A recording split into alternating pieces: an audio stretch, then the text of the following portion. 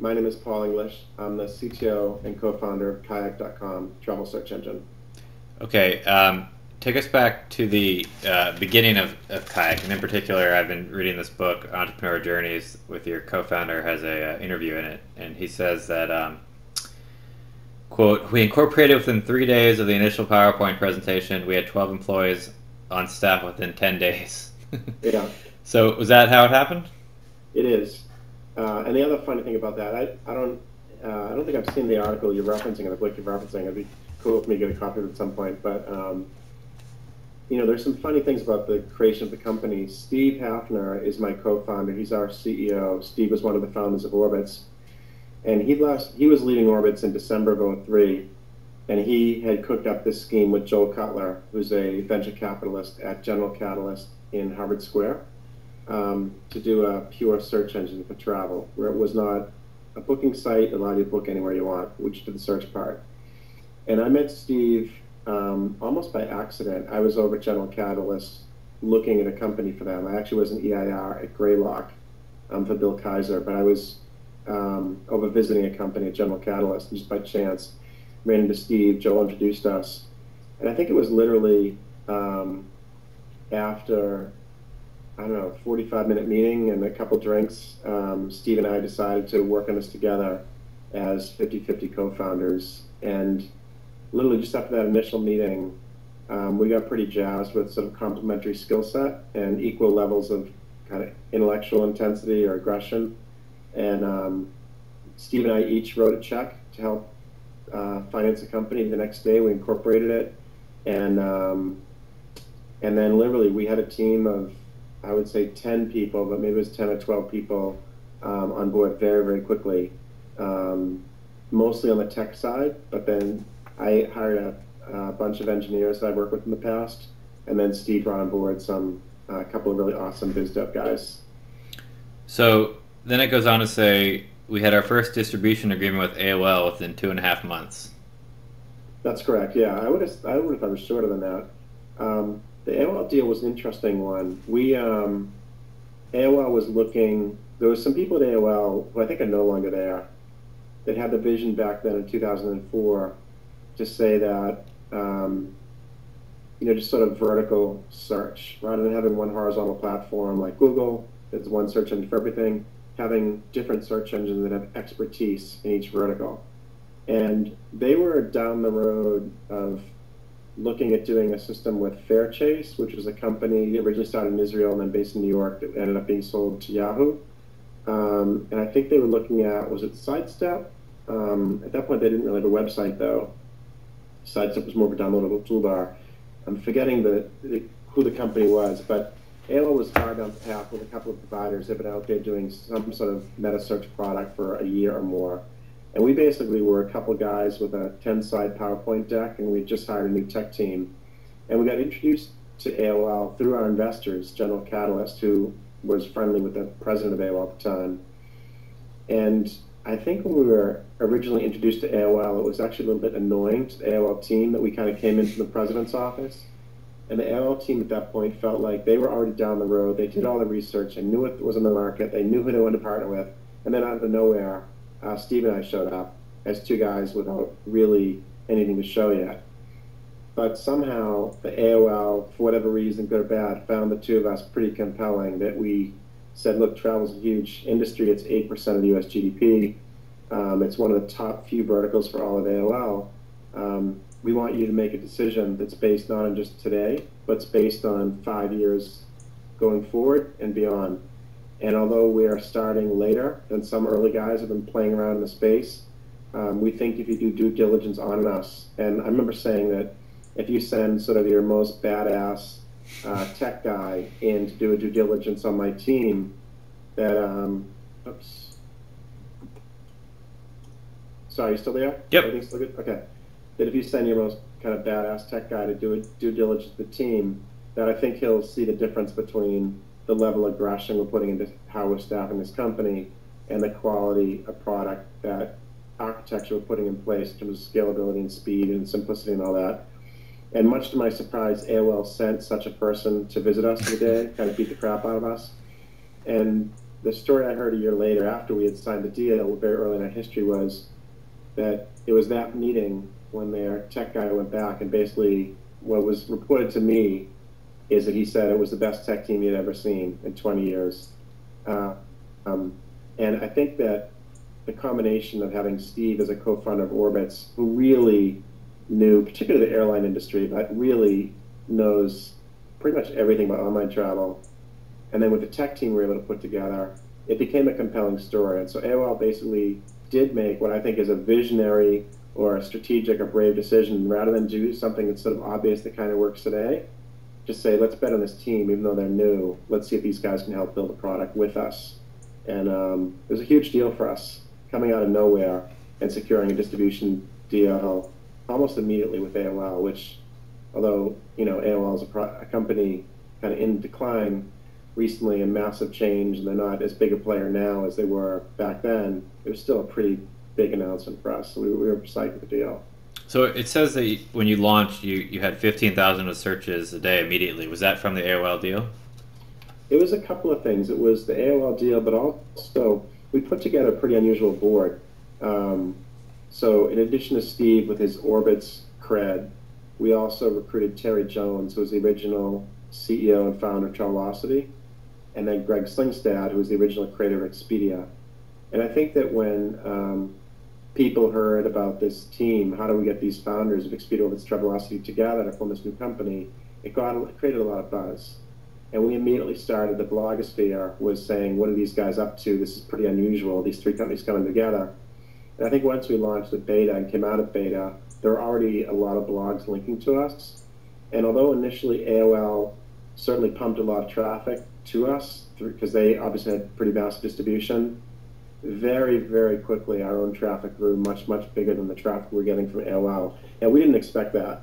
Steve and I thought that AOL, and if we were lucky to get a couple other deals like that, which we later were, we thought they would represent over half of our traffic, maybe as much as 80%, and that we were going to be an engine that powered other sites for the first year and a half, a couple of years, until our own brand could really emerge. And we were very pleasantly surprised that the buzz on the web and the blogs got people to check out the site. And when they looked at it, the general feedback we got at the time was, whoa, this is fast. So given that, put a hypothetical in. Suppose that you didn't have all those connections and didn't assemble that team. Do you think it still would have been successful without the AOL deal, without those other connections? I think it would have been harder. I mean, AOL helped us with PR. It helped us in biz dev. We went to the airlines and said, we want you to pay us to send you this traffic. Saying that our first deal was with AOL made the airlines treat us seriously, that we're not just yet another startup, but we're clearly starting to close some biz dev deals. I think it helped. I would say that I think we would end up in the same place, but it would have taken us longer. So it was a good launching point. And similarly, would you say that raising capital, as opposed to just you two putting in your funds, was also necessary? It's interesting. I've started a few companies before Kayak, a couple of which did very well. But this is the first time I've raised big venture money. And there's pros and cons. And I love kind of counseling entrepreneurs and looking at the startups. And I don't always tell people to get venture capital.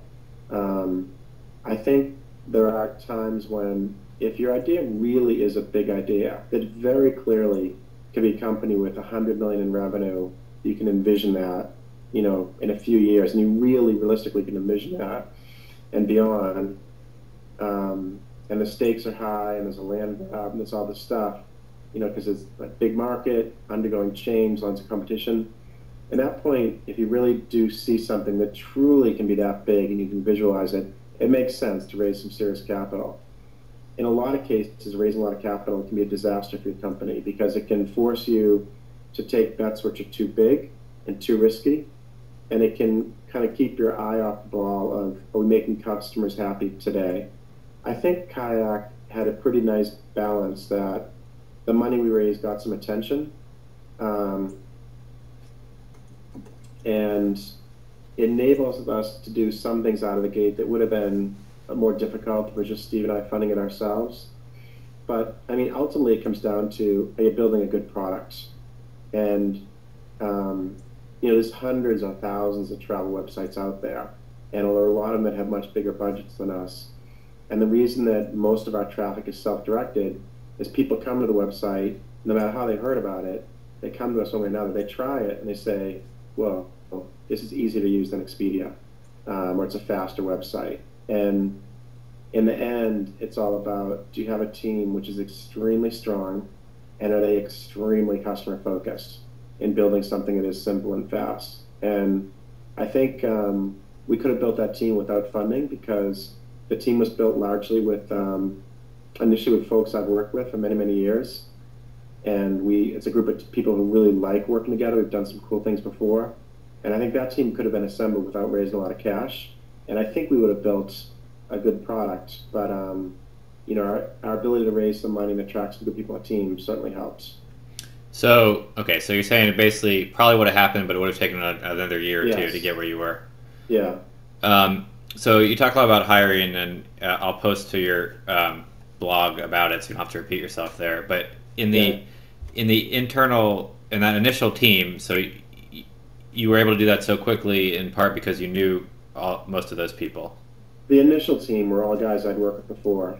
And what would you say to people? A lot of your tips are for later on when you're focusing the company around hiring, but early on when you're finding those co-founders. Yeah. How did you know in 45 minutes that Steve was the right guy? Yeah, it's interesting. So I think Steve and I are recklessly impulsive. And when he gave me the pitch for what he wanted to build, and I gave him some feedback, and I said, wow, that sounds really exciting. Have you thought about this? And we kind of debated a little bit product strategy, or how to structure the company. And I think very quickly we saw that I loved the quality of his ideas. I loved how fast he was in terms of responding to different questions. I think he thought I also was fast or whatever. And I think one of my strengths as an entrepreneur is I can read people well. And I take risks, and Steve does as well. And I think we just liked that we were both aggressive guys in a different way. I mean, our style is very different, but we took a chance and yeah, let's go for this. This sounds like fun. So, I mean, extrapolating that to other people, would you say, I mean, it really just clicked? I mean, yeah. Immediately. I mean, you're looking for something that you just know works, has a feeling that works. I mean, what I've advised other people looking to start companies is work your ass off in general to try to make sure your founding team is absolutely as strong as you can. And if you think about, whether you work 8 hours a day or 18 hours a day, at the end of the day when you're tired and you've done a lot, and maybe you have one more hour of work, are you going to spend that extra hour working on recruiting or working on writing code or whatever? And like when you recruit, for example, I actually was a guest lecturer at MIT Sloan a week ago, and the topic was building teams. And one of the questions was about reference checking. And you meet someone who's a friend of a friend, it's supposed to be great, you like them, but do you check references? And I was saying, unless you have that hunger to really go deep and to do whatever it takes to validate this is going to be a killer team, you're going to fuck up. And you're going to end up hiring people who are really like nice people to hang out with, but they don't have that edge, that speed or aggression or focus that you need. And I would say that at that end of the day when you're tired and you have an hour left, if you spend that hour on really trying to perfect that team, it's unbelievable the dividends that get paid when you hire someone good. I feel like we're 6 years old right now, but if you come visit us, you would think we're 6 months old because we have crazy energy like a startup where I would say we can turn on the dime, where we pride ourselves in being fast and responsive and risk takers and try new things. And we're always recruiting.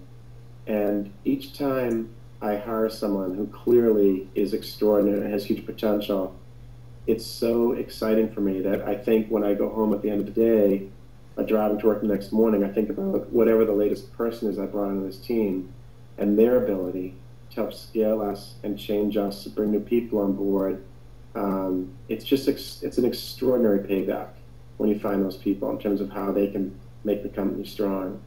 I once recruited someone to my team, and I got them to take a massive pay cut. They were kind of overpaid at a big company, and I said, we're a startup, we're not going to pay that. We'll give you good equity, but we'll pay you blah blah blah. And they were struggling with commute issues and all that stuff, and they basically said, no, I'll take this job because I really want to work with you, meaning me. And I said, I'm flattered by that, but I think what you're going to find in 6 months or maybe 1 month is you may think you took the job because of me, but 6 months what you're going to do is you're going to take the job because of the people I recruited. And the pleasure you'll have every day won't be necessarily working with me per se, but when you get to see the other people I recruited, you're going to say, well, this is why I want to work at Kayak. So is there anything that you think you would have done differently starting it now? Yeah, I would say in as much, I spend my time doing recruiting and team leadership stuff, doing product design and leading the design team, and doing customer support. Those are the three things I love the most, where I spend most of my time. I also work with Steve on biz dev efforts, sort of corporate strategy stuff. But in as much as I talk about recruiting and customer focused, I have a particular way we do design. I would say if I were to do anything differently, it'd be work even harder at recruiting, because it's just been such an incredible gift when you find that amazing team player who's not only incredibly fast at whatever it is they do, but they're also someone who's really, really fun and ethical and, just fun. I would just work harder to find more and more people like that. I mean, so a lot of people do have trouble finding co-founders, right? And so yeah, do you think part of their problem is they're not giving enough vibe off of themselves? I do. I mean, there's a trick to interviewing that when you're interviewing, you always have to interview and sell at the same time. And I've seen many people who are phenomenal leaders or contributors, and when they interview, they can grill the crap out of someone and evaluate them. But the interviewee will say, okay, that was a good interview. You asked me tough questions. I answered them. You're clearly smart. But they don't feel any warmth from them. And so I do think you have to interview and sell constantly. And if that's not a natural thing to you, you're never going to be able to get the talent you want. So the extrapolation of that is then you need to hire someone like yourself as a co-founder, yeah, right? Other advice I've given people, if you work in a city like Boston or New York or San Francisco or Palo Alto, whatever, you have a big pool to draw on, which is one of the reasons those places are a good place to start tech. If you're starting a tech company in the middle of Ohio and you want to create a video game company, so how do I find a co-founder in Toledo? Maybe the answer is move. But the other thing I've told entrepreneurs is I would rather see you spend a year trying to find that co-founder and delay the launch of your company by a year than to launch something quickly with the wrong founder now. And maybe if you launch a year from now rather than now, the opportunity will have passed in some way. But if you really find that extraordinary person a year down the road,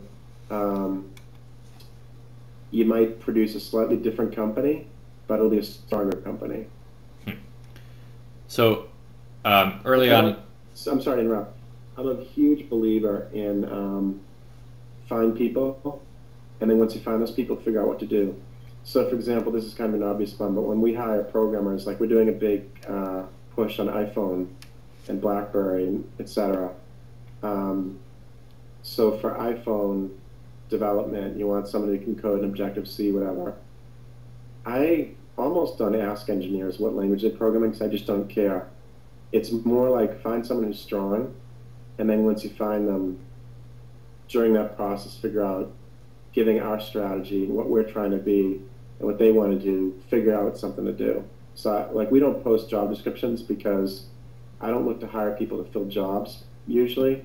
It's more like I'm just always looking for talent. And when I find someone who's gifted and fun, then I say, come join us. Let's figure out what to do together. So on that point, so Steve came to you with the idea and then you bought into the idea. Do you think that there's value in the co-founders coming up with the idea together because then there's more ownership? I mean, you just sort of came on and just came into it, right? Yeah, there is. I mean, I think I have certainly added a lot to the idea, but it depends on the type of co-founders you have. I'm someone that is pretty comfortable with knowing what my contribution is in a team, and there are times when to get people bought in, you make them a participant in the idea, but it's not always required. And I thought Steve's original plan was a killer plan, and although I gave him some feedback initially on some different ways of thinking about it, in general, I thought it was a killer plan, and I signed up to say, let's do this. So, just another question on the early days. Was there any particular hurdles that that you faced getting it out the door that, you know, were really big hurdles, like getting access to data or anything that almost stopped you? Yeah, there are a few things. We made some bad decisions. The very first version we built in 2004 was based in Flash using Flex. And it was good in that it opened our eyes to thinking about a different user experience than a traditional HTML website. But it was a disaster because back then, the latest Flash environment was a piece of crap, and our website was slow and clunky. So in some ways, we lost 6 months. We built our whole website in Flash, and we threw it out and started over. Although it did, again, expand our thinking about UI. Let me see, other mistakes we made, or hurdles we faced. I initially wanted to set up 2 development teams, one to build all the core search capability, so the XML connections, etc., and then another one to do UI experimentation. So I went to Bangalore and met with some people I knew there to set up a team in India to do the search thing, because there's a lot of great engineering talent coming out of India and out of Bangalore. But that turned out to be a disaster. Although I had hired a fantastic managing director, he couldn't hire engineers that were for the quality of the engineers we had in the US, and it just became a huge impedance mismatch. And that, to me, said that although I believe in distributed teams, and Kayak is a very distributed organization today, and even Steve and I live in different states, kind of an unusual situation for co-founders, but it did teach me that, particularly for product design, there's nothing like having the designers all together. And at this point, I do think it's easier to find sort of a rock star 12-person engineering team in the US than it is elsewhere. Is part of that like the community you've created there? I mean, part of it was I hand-selected this team based on 20 years of experience. I took the best 5 guys that I knew in 20 years, and there was that. But then, that team helped me recruit. I found some outsiders that I'd never met before, but I just met through different people that became really strong. So yeah, I mean, part of it probably is that I started from a core team that I knew. Okay, just a couple of general things. You do some advising. So say an entrepreneur you're advising comes to you, they are focusing on hiring, they have some co-founders, but their idea, which they believe in, is not, getting traction the way they wanted it to a year later. Is there a general way you approach advising them at that point? Yeah. I mean, the first thing I will look at is their team. Do I think their team is strong enough, the founder's strong enough? I'll give them feedback on that, and I'm pretty blunt about it. And sometimes it's tough to hear. The other thing that I focus on, maybe too much, is name. I love naming and brands. And a lot of times I'll meet with a company and they'll have a name which I just really don't like. And I'm sure it's a weakness of mine, but if they have a name I really don't like, I'll just say, I think your name sucks. And it's a really tough thing for entrepreneurs to hear. And what I will say is, if you're committed to building like the most gifted team with clear roles, and if you're committed to building something with a great brand, and you care about every pixel and the name and how it's presented, then I'm interested in helping. But if we don't get a shared vision on how aggressive to be on the strength of the team and how aggressive to be on how this brand speaks to a customer, and just at the highest level, what we're trying to achieve, then doesn't make sense to me to help.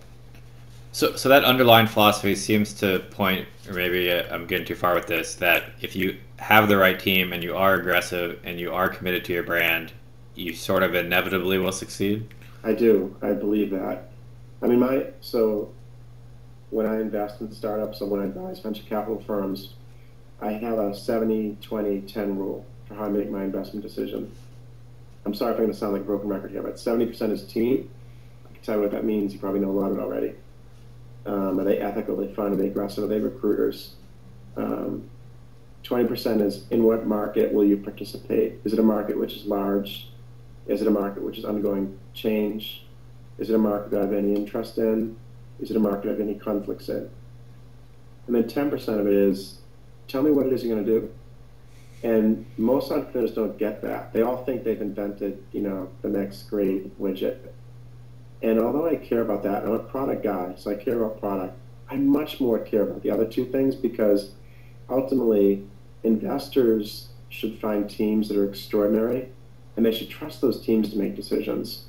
At Kayak, we have this famous thing at our board meetings where the board will give Steve and I feedback and we'll kind of nod our heads, say, that's a really good idea.